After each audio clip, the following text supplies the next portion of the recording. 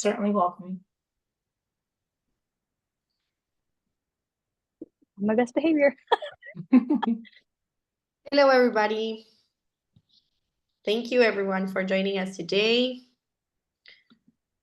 We are about to start.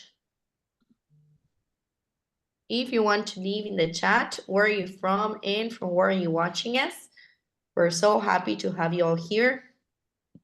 Also, if you don't mind answering the poll that should appear on your screen, so we get to know you better and we know if you're already an existing great subscriber and if you would like to have a free demonstration together with a one-on-one consultation of our services. We'll be more than glad to count with that information. So welcome, we're happy to have you here today. So let's get started. We are Real Estate IQ for the ones that haven't heard of us before. We have more than 500 webinars hosted, more than 12,000 registered attendees, and 100 plus keynote speakers. So who we are lead generation software and solutions company focused on helping real estate investors kickstart their businesses. So we strive to become the platform and resource to help them achieve their real estate dream. And what do? We provide real estate solutions to make deals come true. We offer a suite of lead generation, automation tools, educational content, and additional services to the real estate industry to help entrepreneurs kickstart and grow their business. So this is a streamline of our solutions. So we offer off-market leads, find the freshest data mines straight from the card houses daily on our data portal. We also offer events, so rating education led by experts and training on our solutions, skip tracing, get homeowners contact information effortlessly, CRM perfect to track listings and marketing campaigns, virtual assistance, virtual support for administrative tasks, customer service, and more. We also offer FIRE, personalized financial checkups and consultancy, EVA, run real estate comps in seconds with our renewed evaluation CMA, CLM, we now provide custom off-market data mining all over 50 states. And last but not least, membership, tailored plans to meet every investor's needs. So moving forward, this is the deal we offer of the day. Today, we bring you this golden lead to grow your business. So contact us to learn more. You can sign up to get the full address and submit your deals to advertise. You can also scan the QR code so you can get more information about it. And you can also join our newsletter so you can get weekly updates. You can stay informed with Real Estate IQ's weekly newsletter, get market insights, data updates, and event highlights. All you need for successful real estate investment. So by scanning the QR code that appears on the right side of the screen, you won't miss any of our weekly webinars and in-person events. You can request a consultation by scanning the QR code that appears on the right side of the screen and by answering the poll that should appear on your screen as well. Get a complimentary 30-minute in-depth one-on-one demo of Real Estate IQ solutions with one of our experts. We'll walk you through everything you need to know. For more information, you can also contact bracelet@realestateIQ.com. You can also follow us in our social media accounts by scanning the QR codes that appear below of each icon. You can join us on Instagram, Facebook, LinkedIn, and YouTube, so you don't miss any of our news. And this is our academy, so learning made easy. Here you can find our best webinars and short courses, so you can stream it at any time and from wherever you are based. You can log in to stream. We're moving forward with Kaylee and Reneika, that they're talking about how to use IRAs and solo 401ks to invest in real estate. I'm gonna tell you a little bit about these amazing speakers that are joining us today. So Kaylee is better known as the Apartment Queen, is a licensed real estate brokerage owner in Texas.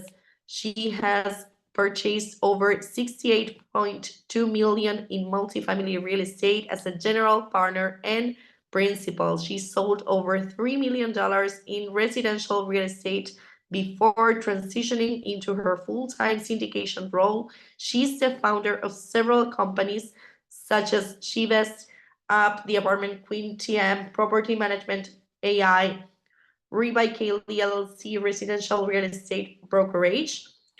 And moving with Reneika, she is a self-directed IRA expert and business development professional at Advanta IRA. She holds the Certified IRA Services Professional designation and is passionate about educating clients on tax-sheltered techniques for better retirement. Reneika works with financial advisors, CPAs, and real estate professionals to educate them on the rules that govern and employer-sponsored retirement plan. So thank you to these amazing two women that are joining us today for sharing your expertise with us. We're super glad to have you with us today. I'm going to stop sharing my screen so you can move forward with your presentation.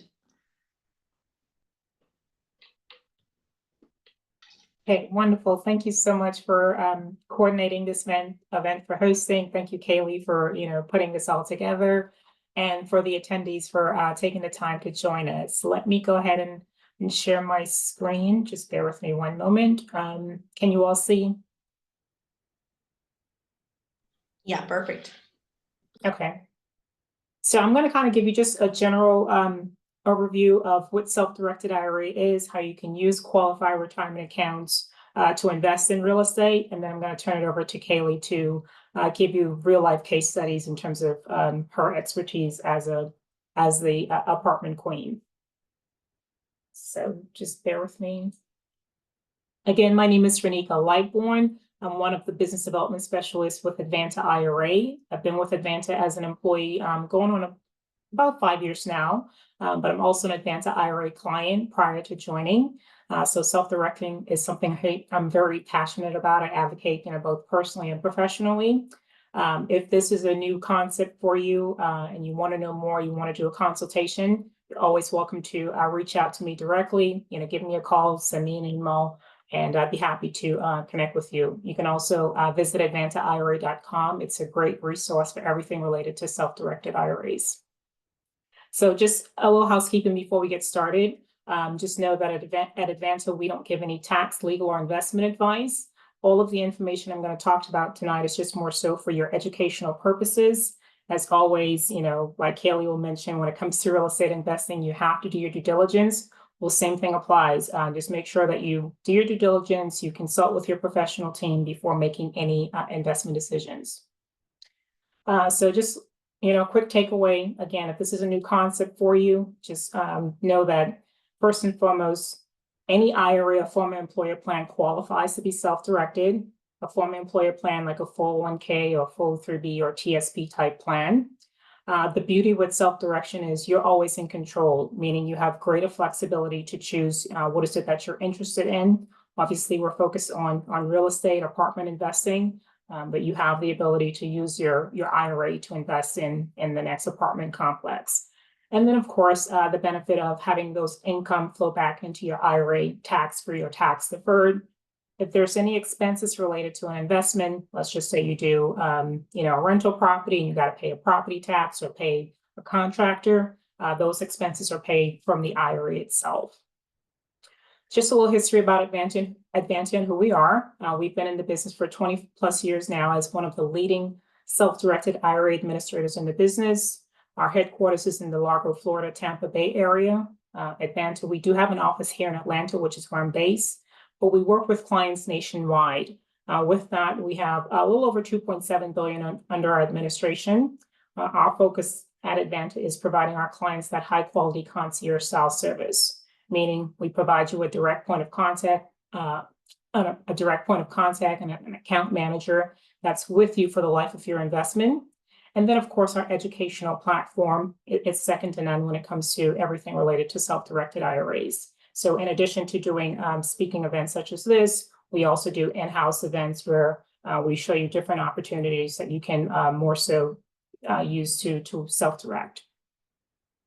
I do want to give you just some information as it relates to why self-directed IRAs, whether it's an old employer plan, is really an untapped resource. And Kaylee can reference this in terms of some of the strategies she used to raise capital.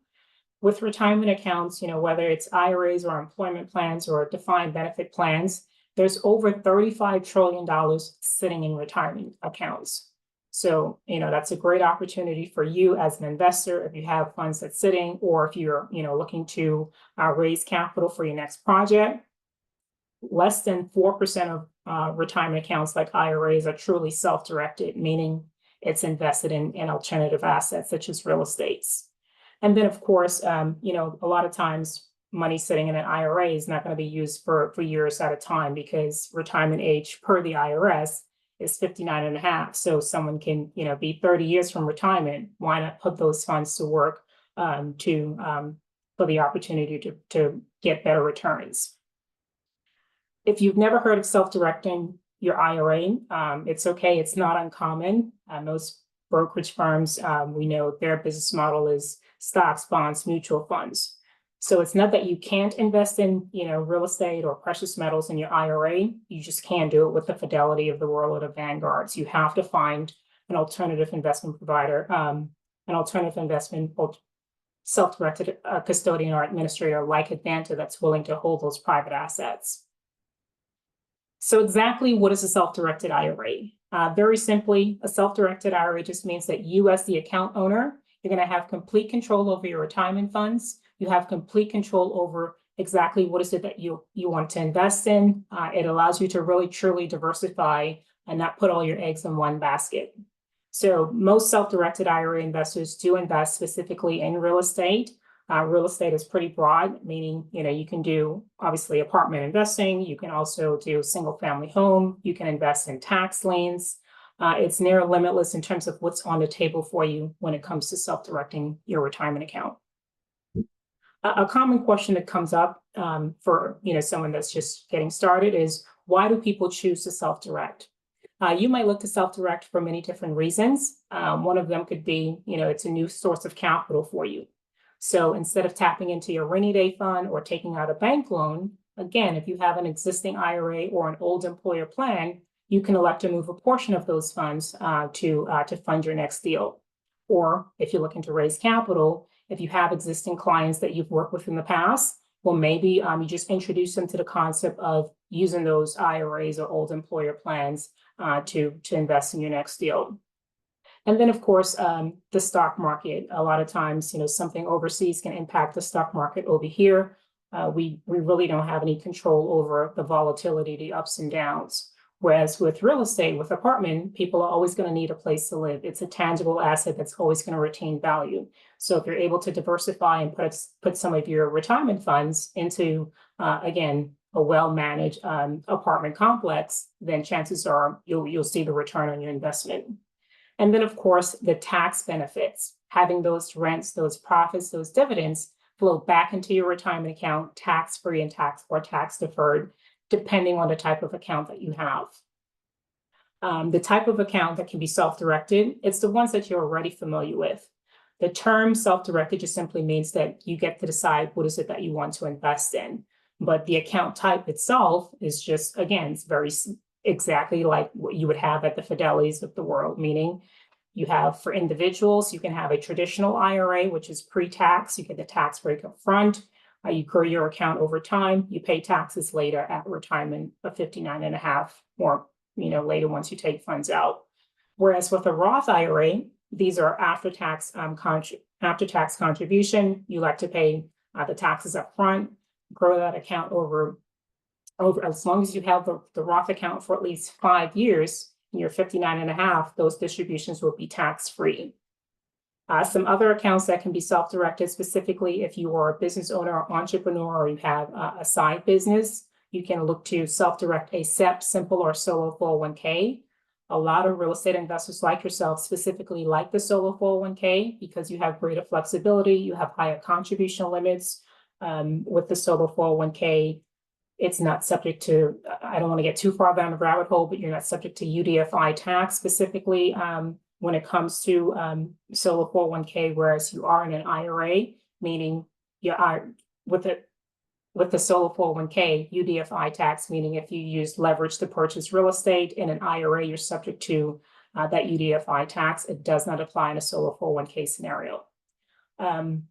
Some other very, there are lesser accounts, but they're very much as important, are educational savings account that can also be self-directed. This account is specifically for you to pay for educational expenses for your kids, your grandkids. Or we know the cost of living is going up, but also the cost of medical care. If you have a high deductible plan, you would be eligible to open up an HSA. With that HSA, you can certainly look to self-direct. It's, if you have multiple accounts, whether it's a traditional or Roth or an HSA, you can partner those accounts together to make an investment. And then, of course, just know that any former employer plan, again, it can be a 401k, 403b, or TSP, or a pension plan of sorts, can be self-directed. The only thing that you want to keep in mind is if it's a current employer plan and you're not yet 59 and a half, most times they'll restrict you from moving it. But if it's an old employer plan or you're 59 and a half or older, you can move those funds at will. Just looking at contributions. So there's a couple ways you can fund your account. One of those is making an annual cash contribution, as long as you have earned income. If you have traditional or Roth IRAs or Roth IRAs, if you're under the age of 50, you can put in $7,000 per year. If you're over the age of 50, you can put in $8,000, so you have that additional $1,000 catch up. For employer plans like SEP, Simples, and solo 401ks, you do have the higher, contribution limits. Specifically with solo 401k, essentially you're contributing twice. You get to contribute as an employee of $23,500. $23,000 for 2024. And then as the employer, the owner of your own business, you get to match up to 25% of the income. So when you combine the two, you can possibly put up to $69,000 if you're under the age of 50, or an additional $7,500 if you're over the age of 50. So you get to really essentially put a lot more funds into a solo 401k if you're eligible. For ESAs, you can put in $2,000 per year per child. For HSA, again, if you have a high deductible plan, if it's a single plan for an individual, you can put in $4,150. If you have a family plan, you can put in $8,300. With an HSA, if you're over the age of 55, you do have an additional $1,000 catch-up, so definitely be mindful of that. Another way to fund your account, again, if you have an existing IRA, you can move as much or as little as you want to and need to. There's no tax liabilities for you to do that. In that scenario, your IRA custodian, in this case, let's just say Advanta, will submit that request over to the other custodian to move whatever dollar amount that you specify. If you have an old employer plan, again, like a 401k, you would actually have to reach out to initiate that. You're not taking a personal distribution. You're just letting them know that you're moving it over to another qualified retirement account.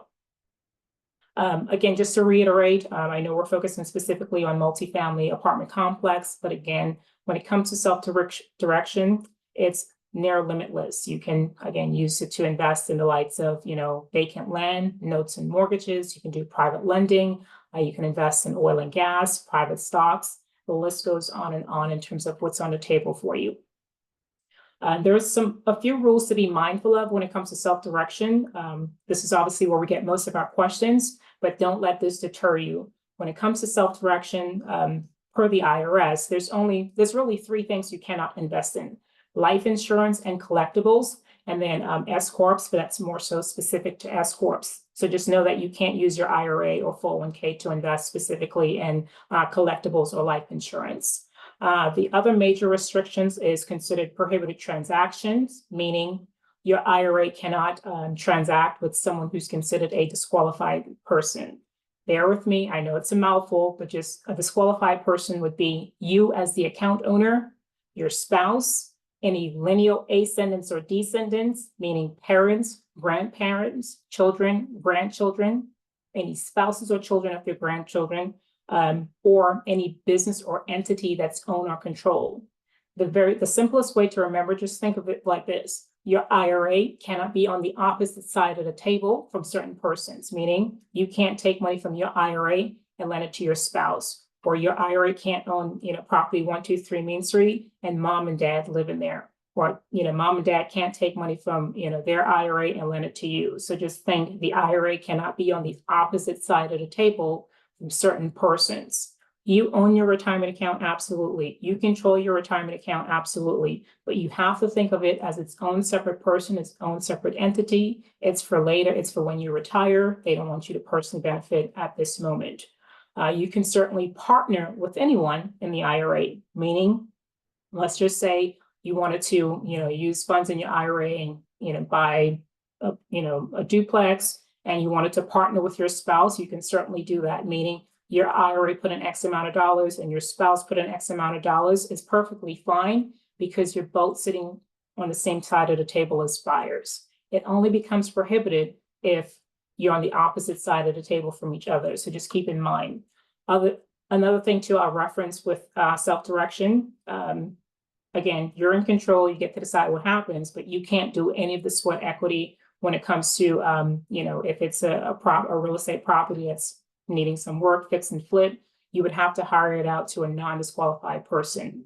Your IRA can transact with other relatives, like, again, whether it's, sister, brother, cousin, other family members, but you want to make sure that you're still doing it at fair market value, or you're still making sure you're keeping everything at arm's length, meaning if your IRA owns a rental property and the rental rate in that area is $1,500, you don't want to lease it out to sister for, $500. You want to do what's in the best interest of your IRA. Or you don't want to take money and lend it to your brother, and then your brother turn around and lend it to mom and dad. So the IRS will look and say, hey, what was your intent? Was your intent always to get it to, to your parents? So just be mindful of those things. Again, you don't have to know all of the rules. Advanta, as the administrator, as the custodian, if you have questions and need, just clarification, when you're making an investment, you can certainly reach out to us just to kind of more so as a refresher to know what are your rules. I mean, what are the rules and what do you have to be mindful of? So when it comes to self-direction, we all know the adage in terms of your network equals your net worth. Well, the same thing with self-direction. It could be, it not only allows you to invest in what you know, but also whom you know. Again, you can leverage your existing contacts, your relationships, your network. Can be some of you on this call would like to possibly, partner or JV together to do your next deal. So just keep that in mind. I do have a couple more slides before I turn it over to Kaylee. I just want to give you just general census in terms of when it comes to buying real estate in an IRA, what to be mindful of. Whether it's a rental property, flip, land, an apartment complex, just know that if the IRA is involved or the IRA is the only party that's putting in all the money, the property itself will be essentially titled in the name of the IRA. So in this example, it would reflect as Advanta IRA FBO, which stands for benefit of John Smith's account number 123. Again, if the IRA put in 100% of the money to purchase that property, it's going to own 100% of that property. In terms of, ownership, it's also going to get 100% of profits. It's going to be responsible for paying 100% of the expenses. But you also have the option to elect to partner. So if the IRA only put in 50% of the money to purchase that, it's going to get back 50% of the profits, be responsible for paying 50% of the expenses. When it comes to the administration of, paying bills in the retirement account itself, with us, you can certainly just elect to, because you have a dedicated account manager, you can elect to email it to them directly. You can also, you have an online portal with us as well. You can upload that invoice and we can get that action and paid pretty quickly within the 24 to 48 business hours. If you have any bills or expenses related to an investment that your IRA owns. You have the option to have a property manager in place. It's not mandatory. I know Kaylee will probably reference how they property manage their assets, but just in general, you don't have to have a property manager if you're doing a single family home, but if you elect to, the property manager will then be responsible for, again, collecting the rents, paying the bills, and then of course, if there's whatever the difference is, they would just redirect those funds to Advanta to be deposited into your account. And again, just know with managing properties itself, you can't do any of the sweat equity. You get to decide what needs to get done. If you're doing repairs, you can, decide what you want to, how you want the new layout to be. You get to decide who you want to hire to do the work itself, but you can't physically be the one that's swinging the hammer. I tell people, just the simple analogy of, if the light is red, you stop. If it's green, you go. You know the rules, you want to follow it. the IRS is not, generally beating down your door to see if you're the one that's mowing the lawn for a property that your IRA owns. But if you know the rules, you want to follow it, just because you don't want to risk potentially losing your IRA if you do something prohibited. So for example, if you do something that's prohibited, let's just say your IRA owns a rental property and you're living in that property and you're not supposed to, it's for investment purposes, and the IRA finds out, then your IRA ceases to be an IRA. Essentially, the funds will be dispersed. You'll be responsible for paying taxes.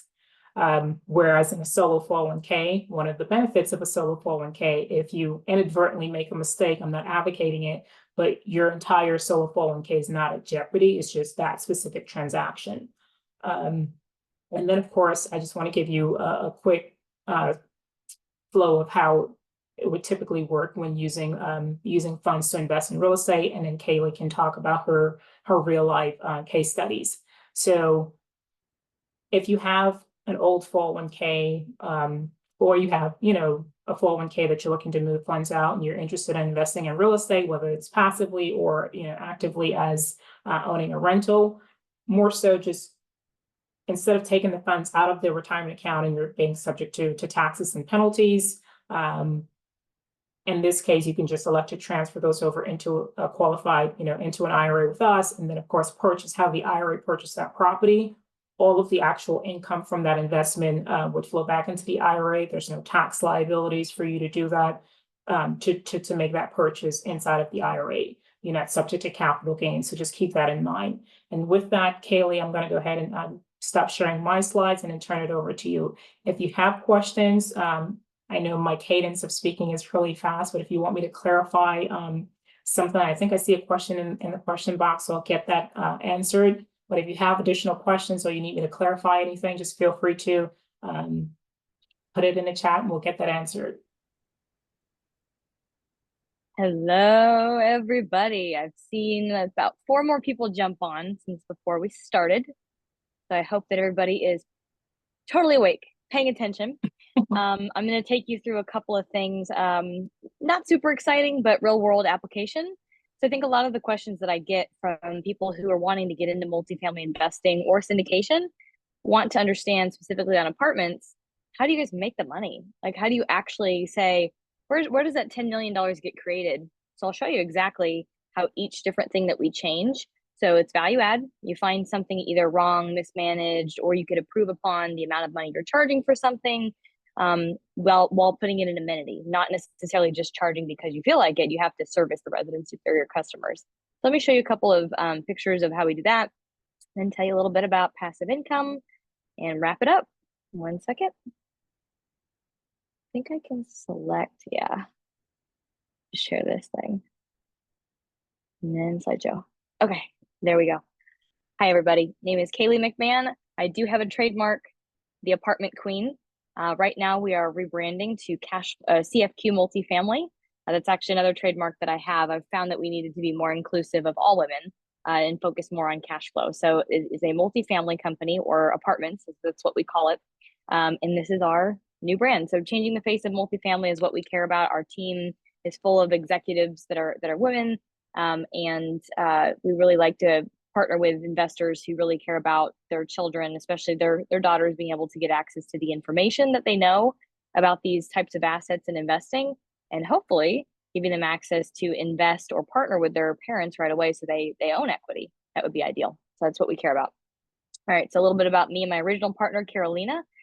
So far, her and I have gotten together on $74 million worth of assets under management that we purchased. It's actually 5 full cycle deals. I should have updated this. And at a 2.5x equity multiple on those exits. So what that means is we buy a property, we fix some stuff, and then we sell it. What is the profit if someone put in 100K? That's like 288,000 or 250,000 or so at the exit. And then plus investors get K1 losses. So if you have income taxes, the losses help you offset the amount of money that you pay taxes on, especially if you're a real estate investor. So you get all these great advantages being a real estate investor. I have owner managed, so jumped into the weeds, doing everything from the accountancy to renovations to actually managing properties myself. I've learned a lot and have a ton of respect for the people that we work with. Speaking of management, and know how to pick out the bad apples now. We also guarantor loans. So this is something that we use our expertise, our experience to sign on these government-sponsored loans that allow us to get way better interest rates and longer terms than we would if we went through like a bridge lender or a normal bank, something to that effect. We have done those, but that's myself, Kaylee, and Carolina. So this is just a picture of our typical C-class apartment, the renovated version. So this is, if you go look online, the definition of C-class, this is what we turn it into. So it's usually an okay place to live, but we want to add some nice floors, some nice backsplash. Sometimes we upgrade the appliances to black appliances. And then usually those floors that you see are actually vinyl plank. So I know they look wood, but they're not. But we just make it a really nice place and improve it, obviously, for those residents. We can't expect to bump rents, which is going to make us more income, more profitable project, if we give nothing. You always have to give value, before you take. So that's just an example of a property that that's their premium unit. This is a typical example of what about a 300 unit property would look like. This is just from some due diligence that we did recently. Sometimes you'll have pools, sometimes you won't. This one had 2. Sometimes you'll have these balconies. You'll have many staircases and railings and lots of people, like a ton of people in these properties. And that's really what this is it's a people business. So just FYI, I'm sure you know what apartments are, but this is the type of asset we look at when we talk about C-class. So it's not completely, we call it D-class. It's not something that is, you can't turn it around. It's in a really poor area. Everything has been dilapidated because the owner never took care of it. It's more like we have an owner that's taking care of the property and all the systems are new, or getting into now more of a B- class property, which is a little newer vintage. And so all we're focusing on is more of the curb appeal and the amenities versus fixing mechanical, electrical, plumbing, roof, and foundation. That's the not fun stuff that makes you no money. So I want to go over a couple of applications of how you can make money with these properties. When I say value add, this is a system that we can use to be able to do nothing to the property. We don't actually have to disturb any residents. We make money simply from utilizing internet services. So it depends on what market you're talking about as to what type of internet you get access to. Some are deregulated markets for energy. And so for here, this is Spectrum. This is a case study of an 89 unit property, just showing you what we were charging per unit. You can see it was $45. And what's cool is they also give you, as a owner, because you're giving them so many units in your community, upfront door money. So this one had $250 per door, and they just give that to you in an upfront check. So again, that was 89 units. Doesn't cost us any money to install the system. That's what the company does, because it helps them actually get more service area. And then what we do, so again, we have to pay $45 a unit, and we're charging $75 a unit. So we are able to bring in that net difference as a profit, right? So that's awesome. And then obviously you want to look at your penetration rate on this too. When we came in, it's about half. So if 100% of the people in the property already are using this service, then it's not really a smart option to go into this contract, because as you can see down here, that there's also actually it doesn't. Oh yes, it does. That there's a 20% ramp up in the billing. So our billing with this company is 20% lower. And then over the time of hold, depending on our contract, they will increase that. But in this contract, it was 20% per year or per billing quarter, so that we could implement the program to get all of our new releases and residents on this program, be making that profit, and then basically be able to cover what the total cost of the bill is. So if it was already penetrated, it wouldn't have made sense to go ahead and do this. But in this situation, it did. And in the property that we most recently looked at, it was 10%. So it was an even better moneymaker. So on this one, the fee charge per unit was 65. Typically, it says 75. So I guess it just depends on if we're talking about the tail end or the beginning of the deal. So this is what we can make. Basically, if you look at the net operating income that was made every year, net operating income is you have an income, and then you got to pay expenses. And what do we really make? So this is showing you per year what we make on the case study of just talking about bulk internet. So this is a case study of water conservation. So in this case study, it is going over a couple of different addresses on this one property. Again, this is a very large property, going over what the average monthly billing would look like. And really what you're wanting to know, honestly, I am, is okay, what is my savings, including monitoring? So this is an interesting system. The company, it's called Force Energy. They're not on here, but they came in, and instead of us replacing all the toilets with low flow toilets, which costs a lot of money for capital expense, also we'd usually put shower heads in. Those shower heads, and then also on your sinks, you're going to have aerators. So aerating is going to help you decrease the water usage by up to 50% sometimes, and they're very inexpensive to put, you know, the little on your sinks faucets. Those are 10 cents. And then when you're putting in a shower head in the bathroom, maybe like $10.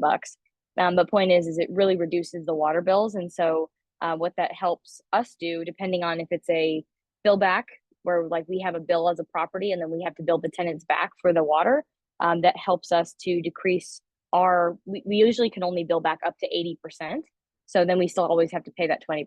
But if we have the reduction in the total water usage, then it kind of gets to the point where we don't have any bill to pay. So infinite returns. But in this instance, this is actually something where we just use I think it's called an attenuator. It's a fitting that you put at the meter level for the property, and it monitors the amount of water for the whole property that's being used. And it actually regulates, because, so for example, if you have someone that leaves their faucet on all day long, it basically monitors the water consumption, and also alerts us to if there's any large leaks, and will shut parts of the property off if it's above a certain amount. So it monitors that. And again, we don't have to buy a lot of equipment. So it's an infinite return almost. For this, you lease the equipment and then basically make a net profit. And then for the difference between what it costs to rent the equipment and what you're making, that is your profit spread right there. So this is an interesting property that we're looking at. There's an annual savings of $30,000. And then there's also a savings per month, including the monitoring that they do. So out of a 36-month contract, the savings would be $89,000. And then again, after the lease, we would save even more. So go from $2,400 to $3,800, and our annual savings would be about $50,000. Anyway, it's interesting because this property that I'm modeling this on is humongous. The annual water usage is 24.8 million gallons of water. So the water usage savings would be 1.2 million gallons per year, or around 5% of the total water bills per year. So if you're looking at a property like this, yes, you get these incentives and you get this annual savings that you would get, but also we're going to continue to have these savings over, not just for 1 year, the life of, hold it for 5 years, 7 years, and saving 1.2 million gallons of water. It's a lot of money. So this is one way, in addition to what I just covered before, where we're going over adding internet. We don't have to pay for any equipment. We don't have to do any work or disturb the residents, yet we're able to make a great profit because it's multiplied by the number of units, or multiplied by the number of savings you get per unit or per bill, basically. And then you also get a value by dividing by your cap rate. So it's a multiple effect that the savings have. So first off, you save $1 a unit, you have 300 units. Now you're saving $300 a month times 12 months a year. So you're saving that on your bottom line. But then if you look at the cap rate of the property and what decreasing your expenses does or increasing your income does, it's the same thing. It's, say, 5% increase or decrease in expense, and then you multiply or you divide it by your cap rate. So it actually gives you a multiple of an effect. So now something else that we do is fenced private yards. So I've done this a couple of times. For this property, there are about 50% of the units downstairs. So it's 300 units, about 150 units. If we wanted to just test it and budget for 50 fences, and then in Dallas, you're able to get sometimes up to a $70 per month premium for those yards. Essentially, what we'd want to do is test out 10 units or so and see what we could lease them for, and then decide, do we really need to do the 150 that we're planning on to get this amount of increase in our business plan? Or could we charge more and install less, and then also spend less on the actual capital expense or the fence material and the labor? So that's also an analysis that you kind of do when you get in there. So these, for example, stain fences are about $1,000 each. And this is at a current Fort Worth property, again, that 89 unit. And these ones particularly are netting a $50 premium. So particularly, to give you an example, you know how I was talking about a net effect, or a multiple, effect of how it increases your value. So for example, on this property, if we just looked at 50 fences, and we had a $50 monthly premium, that would be, so again, times 12, $30,000 per year, or $600,000 of value added at a 5 cap. So it's NOI, net operating income, divided by cap rate equals value. So if you know what your increase in net operating income is, by looking at your, I just showed you earlier, you take your income minus your expense, you get your net operating income. You divide that by, this property was about a 5.5 cap. And a cap rate is a whole other thing that I will cover later, but not today. But that's what gets you, boom. I just basically only thought I was earning 30,000, but it made 600,000 in value right away. So the bigger the property, the lower the cap rate. So essentially, usually an unstabilized property buy it at a higher cap rate, and then you would basically increase, again, another presentation for another time, but you'd be able to have a multiple of an effect on your value. It's not just, oh, I'm going to put $5,000 in the kitchen, therefore I can charge 5,000 more on the sales price of my house. It's multiplied by the amount of units, by the amount of months, by the cap rate, or divided by the cap rate, that gives you your value. So that's how we're able to get these wild increases in value. Here's another example, carports. So this is my first carport. These are real pictures, by the way, from deals that we've done. So this one was all the way out in West Texas.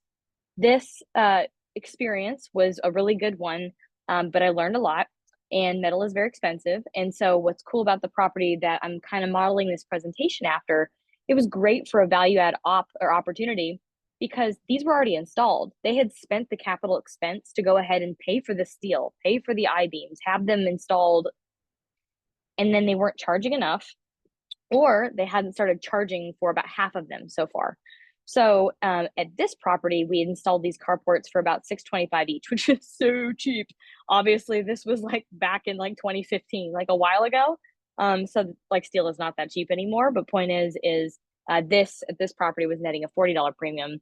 Now at the intercity, or property that I'm talking about, this presentation is modeled after, we are going to be adding 50 covered parking spots, so much more than at this property because it's way bigger.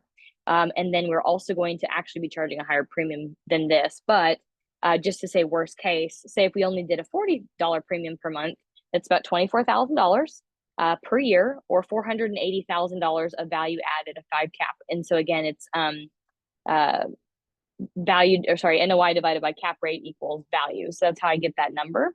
And like I mentioned, we would charge more. We'd charge about $50 for these spots. So it'd be a little bit higher. The great thing, like I mentioned, was this particular property, they were already paid for. So you never even have to do, when you're doing your, what is the NOI? It's the income minus the expenses, just pure income. So again, infinite return. That's always the best thing. So those are just two examples. We do many other things when it comes to value add. So when it comes to your laundry machines, finding ways that you can sell auxiliary items. You can have a soap dispenser, sort of like a vending company, but then you have a third party that comes and services it. We have vending machines. Those are very, very, very small value add items, but they're sprinkled all over the property. I would say rent projections, in addition to these two things that I covered. We don't like to basically hang the entire project on depending on those incomes to come from the rents, because sometimes they don't. So this property, for example, they're about $300, $150 to $300 below market. So in our underwriting or our financial analysis, we assumed it was going to be a $150 bump per unit. And then only we're doing construction on those ones to get a good return on investment. So that property, again, we want to assume more conservative assumptions. So we would assume, we're just going to increase $150 per unit. And because it's a 300 unit property, if you do the math, that's about 10 million bucks right there in increased value. So again, that's a lot of this property. If I went through all the different value add components that we were doing, there's energy studies that we would do. There's rebates that we had already signed up to get. There's many value add, and just want to give you a little bit of a taste of it that you could do. But on that particular project, 300 units, it'd be about $17 million in value creation in literally a year, as long as we were able to get those rent bumps. But if we don't depend on the rent bumps, so if we knew year one we could get 7 million, then over the 5-year project, for sure, we could make that 17 million. So that's how we get to our exit price, and how we basically come up with our business plan, is finding these little things that we can tweak. For me, I can say that I had to go look at myself and figure out, how have I gotten deals? Because I don't like to hunt people. I kind of let things come. And it's really been through mismanagement. I find out about something, or someone passed away.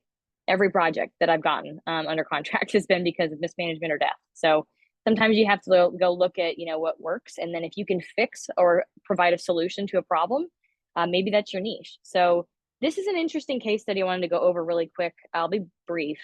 This is the best deal we've ever done. So maybe I should start using something that's like middle of the road. We try to shoot for 2x your money. So double your money, double or nothing, right? So that's what we shoot for. But sometimes we have ones like this. And that's why when I say average of these exits is a 2.8x, because this one was a stellar good one. And then the others are like 2x, which is really good. I mean, all my anesthesiologist friends are like, yeah, that's better than me having to work. And then plus, you know, the tax advantages and doubling your money. So if I didn't mention, we are active operators and we take passive investors that partner with us. And so those are the ones that are not working on the property. That's what we do. So if you're able to double your money and not do anything, I mean, my friend just thought it was a great idea. This one, however, was a wild ride. We actually had a massive fire at this property. It was a 236 unit property. And if you're familiar with Phoenix, Glendale area, not exactly in Phoenix, but we got a 3.67x multiple and net fees. So after we're all paid, because we definitely get paid acquisition fees, let's be transparent, acquisition fees, sometimes refinance fees, whenever we have insurance claims, issues with fire, flood, blood, city, which I've been through all of it, we have to handle it 100%. So net of fees, it was a 3.59x multiple. So here's how we started. We projected it being 5-year hold or 60 months. We expected, again, our normal 2x equity multiple or doubling your money. We projected doing a 15.9 internal rate of return. So if you're a stock investor, that number will like ding, ding, light bulb for you. We projected the average annualized return. So basically total return divided by the number of years that we're working on the property or it's cash flowing, be 20.6%. And the total return would be 103%. Well, what we actually ended up with was holding it for 3 years. So 38 months. So we always want to be conservative so that we can tell stories like this. The actual equity multiple post fees or after fees was 3.59x. The actual internal rate of return was 50%. Whoa. The actual average annualized return was 81.78%. And the exit total return was 259%. So we really did not project it to work out like this. And for a while there, you know, you kind of go through some bleak stuff. Like I've said, I've been through all of it, fire, flood, blood, death, disease. I mean, you name it. And it takes a lot more work to turn things around, but sometimes real estate tends to be very forgiving and you come out with things like this. So without telling the entire story, we were able to hire a public adjuster instead of going with our insurance who represented us and essentially took our $800,000 settlement to a $1.8 million settlement on the building materials and labor, basically our payout to fix the property. So then we were able to test out a floor of premium units, like a higher level of upgrade than we were ever expecting to do before. And then Phoenix is also wild. So it is not as stable as we are in DFW. I much prefer DFW. So if you get in and get out at the right time, like we just barely got out at the right time on this deal, people were buying C-class properties. Like you can't tell how kind of rough this area is unless you're there in Phoenix, like I was. But I think the exit purchase price was over 200,000 a unit. Like I know it was actually. And here in DFW, like that's almost double, you know, what things were selling for here for like the exact same year product. I mean, crazy. So then as soon as we sold, basically within 4 months, whoop, Phoenix went down. So again, just got lucky. And that's how it goes. Like not every deal is going to be a superstar. Not every deal is going to be a stinker. And that's the thing. You got to invest a little bit here, a little bit there, and in different types of projects and different areas too, and different classes of asset. I would say once you learn one, like I'm just like the multifamily person, there's still a ton of variety underneath multifamily to be able to have a little bit of this and a little bit of that. So yeah, that was crazy. And I basically just verbally told you this, so I'm not going to read this off to you. But we had about 2 million in renovations that got us that almost 4x multiple. What? So I want to go over a couple of cute things. So it's really fast and simple. I'm just going to kind of blow through these. I want to talk about passive income. So that's something that investors invest to get, right? Why would you invest in something while you have a job? Oopsies. Why would you invest in something while you have a job so that you could try to work a side job? No. So that you could stress yourself out even more? No. Let's make a distinction. Speculation and investing are two different things. So stocks, gold, silver, and crypto are speculation, technically. You only make money when it goes up in value. Buy low, sell high. This is gambling, and here's why. So you turned 70 in 2007, you are screwed. Remember, the market has crashed 18 times in the last 100 years, right? Do you see what I'm saying? This is normally 2 slides. So like, remember 2007, what happened then, right? And you're 70, that's what I meant to say. Like, oh, it's not going to go well. And because the market has crashed and it will crash. So if you're invested in these things and you're crashing with it and you're older, how are you going to come back from that? But what about investors? If you invested in an apartment and made, say, if you invested, this is like a high number, say if you're invested in like 20 complexes, that's a little extreme. Say 10 complexes, 10K a month is not impossible.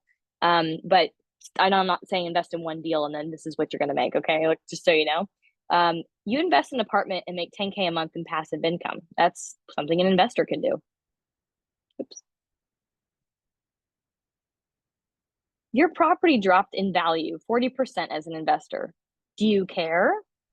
No, you continue to make 10K a month. And this is just a magic random number. So what we mean is in times of the market increasing in cap rate.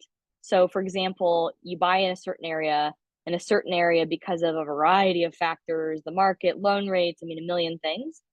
The market value changes and you can't control that is kind of what this is getting at. And so if the property, however, drops in value because of all these external factors, which is about 20% of your investment value, 80% is controllable internally, operationally, but you'd continue to make this supposed 10,000 a month, maybe it's 2,000 cash flow, and it's passive. So it's actually going to help you to have a loss on your taxes. So this is what happens to investors. So even when the market takes a tank, you're still making some passive income. Saving your way to retirement doesn't work. Savers are losers. To have 10K a month in retirement, you must save 3 million. The IRA and the 401k are epic fails for America. Sorry, Reneika. And what we mean, because here's the thing, is traditionally they're an epic fail for those who don't invest them into real estate. 95%, so those who don't self-direct it into real estate, 95% of those Americans fail to retire by 65 and 28 are dead. 28% are dead. Men, your wife will live 18.5 years after you are gone. Are you prepared for that? Another thing to consider. Your bills are going to get higher as you grow older, so because your income goes down. Most people think they get lower. That is false. Poverty among the elderly is growing rapidly. And in some of the complexes that we purchased, we've actually seen this firsthand. So when you're older, you still definitely matter and have to be prepared. Another thing, if you don't have passive income, is you miss out on life. You don't want to be rich when you're old. You want to be rich now. Why should you use real estate to build your second stream of income? Oops. Oh, that's why. You can retire at any age. Age has nothing to do with retirement. Your passive income dictates that. I know people that retired earlier than me, like way earlier. And I know I look like I'm 21, but I'm not. Thanks. 2 of the 5% that do retire at or before the age of 65, almost all of them have a second stream of income. We're giving you this data so that you can really put that in your back pocket, ruminate on that, think about it. 90% of those people used real estate to produce their passive income. 90% of real estate are millionaires are real estate owners. It's related to the same stat. Another reason, real estate is the lowest risk investment out there. We make money both in the up and the down markets if you're invested correctly. So this is somewhere where you have an advisor or you interview multiple sponsors like me who are in different segments of the market. Some of us are in new construction. Some of us are in pre-existing value-add assets that cash flow day one. Some of us are in arbitrage. There's a whole bunch of different things underneath even just the multifamily umbrella that if you're invested diversely, I believe that you would definitely make money in the up and down markets. But usually real estate does, because again, it increases always in asset value over time. And then also if you're buying a cash flowing asset, for example, that doesn't need a huge renovation job done, it will continue to cash flow the whole time. Therefore, you have appreciation and cash flow. And what this should say, it says more in the down market, more after the down market is what it should say. Because in the down market, you buy things at lower cost. And then when they increase in value, your investment goes up many ways, higher cash flow, higher value, much quicker, which is the good thing about the down cycle. Conclusion, to have the highest quality of lifestyle, to live well while you are young, to be able to retire at any age, you must have passive income. 3 shocking facts. There are savvy investors going into blind pool funds that they have no idea what it's investing into in multiple different investment classes out there. I'm talking specifically in the news recently about some funds in Florida, and it's a conservative state, so it's interesting if you kind of are tracking the news what those are. And they're taking billions of dollars into these blind pool funds. Crazy. So that's something that we have not yet done. We have not yet raised $1 billion into blind pool funds, but people are making crazy decisions out there. It's just something I've watched. And I'll say, just like I heard earlier in the presentation, that you as an investor must have stringent standards for deploying your capital. So here's 3 gold standards that I always tell people about to keep in mind whenever you're investing or prior to investing in something, especially doing your due diligence. So number 1, I would find a presently profitable project that must clearly be making profit the day of closing. So for me, that's something that I know, without going into too much detail, either it's going to stay that way, or you're going to do a renovation and it goes down for a little bit, but it goes right back up to where it was at a higher amount after you've done the renovations. So presently profitable. 2, there must be a playbook or a business plan, a full business plan, blatantly showing a clear path to greater profitability that does not depend on the equities market or the market economic conditions. And it has to have hard evidence, such as case studies, experience. Another great thing to do, I'll be real with you, whether it's you're partnering and you call the person's former partners in deals that went really, really wrong, I would definitely do it. I have like a little resume book. I'm like, you want to talk to them? We figured it out, but man, like they really saw my character. I would definitely call the people that were operating with that person when things weren't going well, and talk to the passive investors, maybe like 3 per project like that as well. So that's what I also mean by hard evidence, is getting evidence from people's experience that were actually in the project, not gossip from people outside the project who didn't actually have their pocketbooks affected. It's important to get your evidence. And then 3, last thing, absolute operational excellence, proven expertise that can and will drive the project profit. Don't make crazy decisions, make smart ones. Thank you. Here is my phone number. I didn't put this as a link for you, our business phone. So if any of you are interested in learning more about what we talked about, value add, vetting sponsors, learning how projects are able to make more money by getting into more webinars like this, or specifically you're looking to invest in the next year here, we've got some deals right now that are already foreclosed on by the bank, and I'll be looking at those starting in next month in April. And so now is about to be the time to get going. So if you don't have a self-directed IRA, now is the time to get that in motion and get that started so that you have your money ready for once you've done your homework and found the right sponsor. You've got a little bit of time here, a couple of months before things really start going down in price, and therefore being the right time to buy. You got a little bit of time to do that, and a little bit of time to self-direct any kind of retirement accounts you have, so you can invest tax-free. And again, not have to spend your cash. You have this second pool or pot of money that maybe you didn't even know you had or didn't know you could use that you can invest. So you've got a little bit of time right now to vet some sponsors and get your money ready, and also call Reneika and Advanta and get your IRA self-directed. So just text that number, 214-699-8810. If you want to have a call with me, just text me the word call. If you want to set up your IRA, just send me the word IRA. And if you want to get qualified also to invest in a future project and be put on our email list, just text the word qualified. That's all I got for you.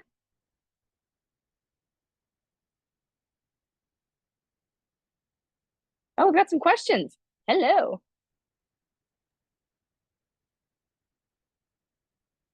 I did put a Okay. response in the chat to the earlier question. I don't know if it went out to everyone. But it was regarding a family member as a GP. What if the family member is a general partner or a partner of real estate in an IRA? So Can I read that? yeah, you can go ahead. Go ahead. There are several scenarios, so we need to know the details for clarification. However, in general, the GP won't be able to invest in their own deal if they want to use their IRA funds. If it's a family GP, if the family slash GP is a disqualified person to you as an investor, like a mother, a father, a spouse, a child, a grandchild, what is it? Lineal descendants, ascending. I always go up, down, like your partner. Any of those people, then it becomes a gray area. If your family or the family member GP is a cousin, brother, sister, aunt, uncle, then no issue. So yeah, we just need to know the specifics to know if it's a disqualified person or it's all good. You don't want to be taxed. Who else has more questions?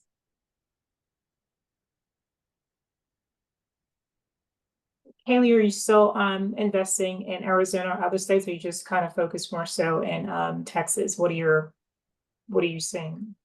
Yeah, DFW, really. So I actually am touring a deal on Wednesday that's here, and we have done no investing in 2 years. Nothing's made sense. We've looked at a lot of stuff, like I don't know, 200 plus deals, and just people haven't gotten real. Neither have I, because I'm also on the seller side. There's one that we sold recently that was okay. It was an okay property, but then the rest of the portfolio is much better. So we know that once we sell it later this year, that we'll be able to make up for that property. So right now, if you're buying property, you're also usually buying it at a discount or because someone's got real, or so it just doesn't make sense. So we haven't invested anywhere, and we have a lingering couple of properties in DFW, Houston, and then 2 left in a tertiary market. The rest are in DFW. And so don't want to go out into any more tertiary markets. I also want to scale. So we're just focused in DFW. And there's so many Fortune 500 companies that are coming here, that are already here. The incredible growth that we've had. I think we have like the number 12th or 14th largest GDP in the globe, so in DFW. So it is a great place to be able to invest. It's a central hub. We have some other tax advantages coming our way from a couple of bills that have yet to be passed by the government, sort of like an opportunity zone setup, but it's actually for infrastructure around the airports that are here. So we just want to focus in DFW. And that was a roundabout answer to say DFW. No, that's a great answer. It's definitely opportunity for you as a provider, but also for investors who want to get in on those quality deals. I think you mentioned something when you were doing a presentation about possible foreclosures of apartments, meaning people maybe got aggressive or overpaid when they initially bought it a couple of years ago because of maybe lower interest rates, and now it's an opportunity for you as a savvy investor to come in and get those at a better deal. Yes, you heard that right. That's interesting because I've only been doing this 7 years, so not very long. There are people that have been doing it much longer, and so they have seen a full cycle. Hey, I got started in 07. I actually worked with a broker who got started in 07, so learning from their lessons. But point is it almost seems unreal that there would be that kind of access to these, and we're wanting to get the deals before the brokers get the deals, because obviously they have to add their margin into those deals. I've also kind of gotten to know some people, owners, by doing deals with 1031 parties who are usually older. And I kind of like that older grandpa kind of relationship, and so they also, they like if they get into a position where they over leverage, etc., they usually don't, but because they've learned. But if they did, like, they kind of have to sell because they're like at the end of their, they don't want to deal with they don't want to deal with it anymore. Let's just say that. That's So yes. yeah. So some banks, there's because multifamily is weird. So I've been calling these banks for years. Like they think I'm the most annoying person on the planet. Stop calling me. They wouldn't admit it is the deal. Like unless that person, a loan officer, like they're gonna quit a company and they'll tell you, like in verbal, like, oh yeah, we had a couple of loans, go go door knock over there. Like that might be the best tip really that they could give. But now I'm finding that like Plains Capital Bank, Veritex Bank, like they do not want to admit that they have any loans on their balance sheet, but also securitization companies, because I've also personally had to deal with taking an asset out that I took over, taking it out of foreclosure and bringing it all back around and learning about that process when someone is a securitization company that buys that note from a normal lender, and then how to deal with them and get them to agree to turn it around. But I think most people are not me, and they don't have no children. And, I just really feel like getting through my toughest lessons right now is going to be my biggest win. And so I chose to dive in and just deal with it. Yeah, it's wild that at this point there are people that I know and other groups that I have raised money with in the past that I'm a member of. There's one sponsor in that group that like has a bunch of properties and he just let one go back to the bank. For whatever reason, there's a million reasons. Like I had a deal that I couldn't sell forever because of this huge fake lien on the property that a contractor put on it for like $1 million, like, and then you had to fight it in court and all this stuff. So there's some wild stuff that happens too, sometimes, but normally, yeah, it's actually hard to get access to these deals. And so I found through knowing older people that have a even better track record than me, trading with a bank so many times, that they're the ones that are getting these like calls like, hey man, but they're also at an age where they don't want to operate it either. So that's the reason why I Building have an those opportunity. relationships. Yeah. Cultivating relationships. I see a question that came in. So it says an early slide stated that SDIRA owner can be the inspector, but not the hammer swinger or lawnmower. Is it more accurate to say that the SDIRA owner cannot be paid for the IRA funds, paid by the IRA funds for doing any of the work? So both, meaning, again, you own your retirement account, you control it, you get to decide what needs to get done, you get to decide who you need to hire to do the work, but you can't physically do any of the sweat equity. But also, too, you cannot pay yourself to do any of the work. So even if you try to do the work, you're not supposed to, you can't pay yourself. So it's actually both. Don't do any of the physical sweat, labor, but also you're not allowed to pay yourself. If you have more questions, feel free to put those in the chat. Thank you for like if there was asking. any terms that I use, I always try to kind of go light on the terms, and I didn't go too into the details of water management systems, or like there's so many ways that you can value add. It's crazy. You can recycle your gray water at a property. Like there's all kinds of stuff. And really, if you're wanting to figure out if you have multiple units, say because of the cost, more than like 20 really to even look at it, but really 150 per piece or per portfolio, I guess, even if it's houses. Force Energy is a good one to go look at online. They can basically make all of your utilities, your energy expenses, like everything. They can tighten it up where you can monitor it, and you can make money off it. If you have land, they have solar panels that you can rent from them and lease, from them, and basically take the net profit, and then also like an ag exemption while you're waiting for it to go up in value and develop it. Like they've got all kinds of, and they look at all of your HVACs and tell you, this is what you're going to spend on them. So this is exactly like the timing of how we're going to replace these. They look at everything at your property to figure out the best way to utilize all of your energy. It's very efficient. I think they were also bringing on some way to take the heat energy from our boilers and be able to sell it, because there are people that use that energy to mine like crypto. Really? So yeah, I don't know if that's ready yet, but I remember them talking about that at a conference.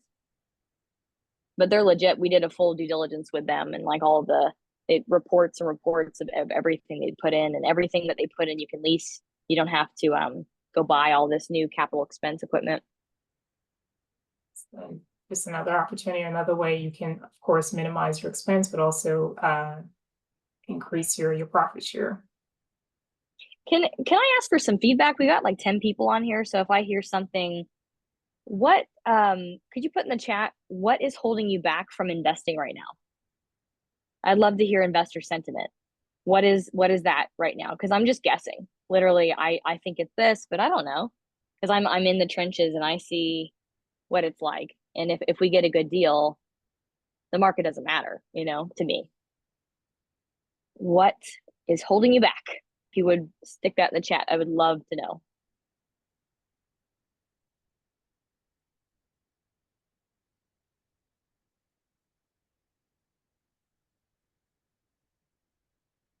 Or if you want, you can text it to 214-699-8810 in confidentiality. And I'm happy to really just collect as much data as possible so we kind of know how to tailor everything for investors. That's why I'm asking.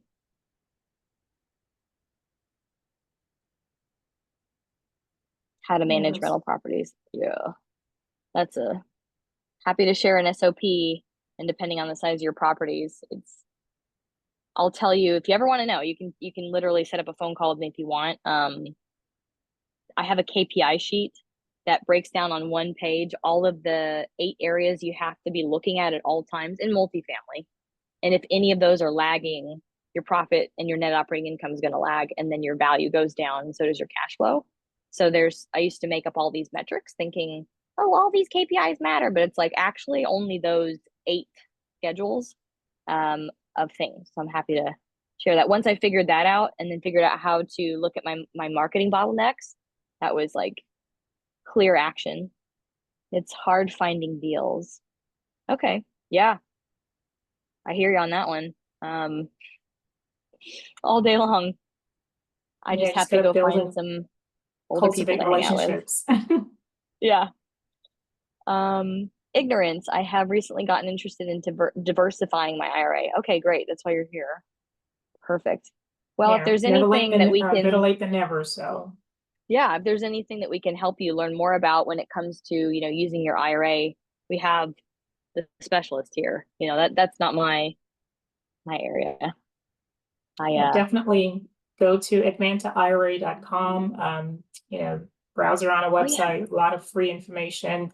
You can go to our YouTube channel, but also too, if you want to talk through your exact scenario, just schedule a call with me. You know, send me an email, give me a call, and we can definitely talk through it. Wonderful. Yeah, that's good to know. Hey, could anybody else drop in there? What's making them afraid to invest right now, or not? I would hate the word afraid. What's holding them back from investing right now? There's like 2 more answers, and it's like statistically significant. Because I would say I've got my reason, right? But now's a good time for my reason to not be my reason. So my reason, I'll just share it, is really having to do your due diligence, you know, and not knowing how to. Like, there's not a class that teaches you how to do that. There's not a blacklist that you can look for sponsors. There's not a blacklist you can look for contractors. I'm making them right now. So that is another kind of sort of venture in the background that I'm working on. But other than that, you know, being able to know, because for me, it takes time to see them and see like their words and then their actions. And it just takes time. So now, while things aren't moving very fast, the best time to kind of get over that fear and figure out how to have a process for vetting someone. Lack of time to evaluate opportunities. Oh, I hear you on that one. And then to piggyback on that, in terms of lack of time, you know, a lot of people are working professionals. They're, you know, busy with work, family. So that's where being a passive investor more so comes into play. Allows you to focus on, you know, your daily activities, but working with, you know, subject matter experts like Kaylee and, you know, other apartment providers. Obviously, again, do your due diligence, make sure you know who you're investing with, like Kaylee talked about, you know, the things that you want to ask and, you know, their track record. But you can definitely, as a passive investor, you know, go about your daily life and trust, you know, a portion of your investment with somebody that's credible and you know what they're doing. So yeah, I would say if you ever ask me for, hey, give me, you know, 3 phone numbers of passive investors, 3 phone numbers of your partners, and I would actually give you the tough deals, honestly, and the stuff that I've had to work through. That's been the hardest part of my career, but that's what builds the grit and the character, I think. So yeah, time to evaluate opportunities. So I guess for that one, part of it is the sponsor. See, the thing you do have to figure out is like you got to make those calls. Just like, you know, if you're hiring somebody, those are super important. Before anybody gets my money, like I need to know what they've done with other people's money before, you know, and I want to hear from the people who had the money, you know, and so no more buddy recommendations. So that's the part of it that you must do. And then, you know, I used to think people could just go by the track record. I did that. Nope, you can't just go by the track record. You really have to know the character of the person. So like if they get presented an opportunity to do something that's more in my interest than being a fiduciary, like what would they do? You know, do you really know them? So yeah, it takes a little bit of time. And then calling. And then I have another method, but you know, if you guys follow me, I'm on YouTube. I've started to like journey or document my whole journey every day, all the crazy stuff.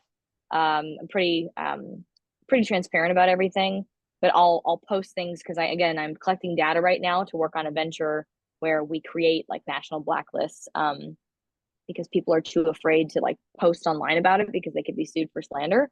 Okay, well, if we have an anonymized place to put everything and then trace the patterns of what people are doing and shut it down, like that would be awesome. And it doesn't exist. Oh, this is a good one.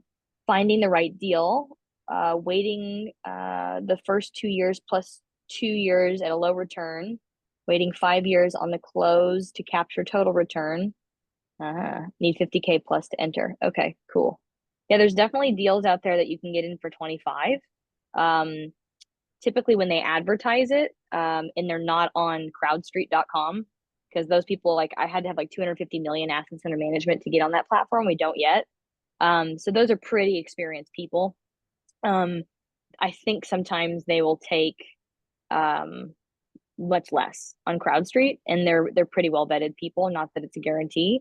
So I would do the same due diligence, but there are people out there that'll take less. But I wouldn't do it from word of mouth because speaking from when I got started, that's how I was able to get investors in my first 2 deals was say, yeah, I'm going to take lower than the minimum. And I have like no experience. Basically, I just have a mentor guiding me to do everything. And look, we ended up making investors 2x, but the project was like this sometimes. So if you want someone where it's like, I can just give you my money and I don't have to worry about it, I would definitely say, look at CrowdStreet, or like take someone that has like, if they'll do it, like a quarter billion assets under management, half a little too much. And then you can negotiate with them and allow them to say, you know, oh, it's my first one. Can I do 25? And sometimes if you get them like when they're really close to their raise max, like you can call them and say, oh, how much do you have left to raise? And if they tell you the truth, if they're really close, that's also when we've also lowered the amount to get in there on a good deal. That's a good way to get in.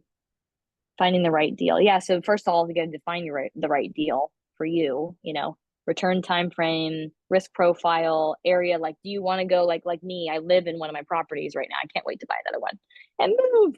But like, do you want to like be able to see it and see what's going on over there? And like, is it actually being taken care of?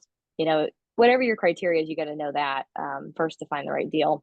And then I think the first 2+ years at a low return. Oh, I understand what you're saying. Okay. Yeah. Sometimes you get in there and first 2 years for me, first year for sure, we're like, what are we going to find? What's going to blow up? Like once you finally get into it and you operate it for a full year and you're executing your business plan, you're going to find the skeletons. And so we always kind of hold our cash for that time, but investors get a K1 loss during that time. So if we don't distribute, you know, you get, I'm going to make up like 15K to 63K or so, depending on your investment in K1 losses. So if you're a real estate professional, that actually reduces the amount of taxable income you have. So, so that's the good part of that waiting period is getting that loss. But yeah, I hear you. So I guess maybe waiting for the 3 year and then the 5, maybe something that not a development deal, but like something really beautiful, but like very low returns, like 6% returns. They're definitely like new A+ class complexes. It'll give you a steady return the whole time, but there will be no like pop in the investment. So that would be another way to beat that. These are really good. Thank you guys for the feedback. You know, it's really what I always ask in surveys is that, you know, could you guys tell me what's really going on in your world? So I appreciate any kind of feedback. Thank you.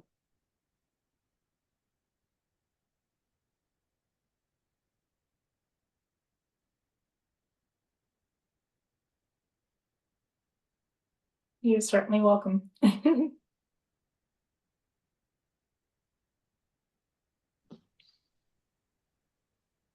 Yes, you guys are welcome. Thank y'all for hanging out the whole time. Yeah.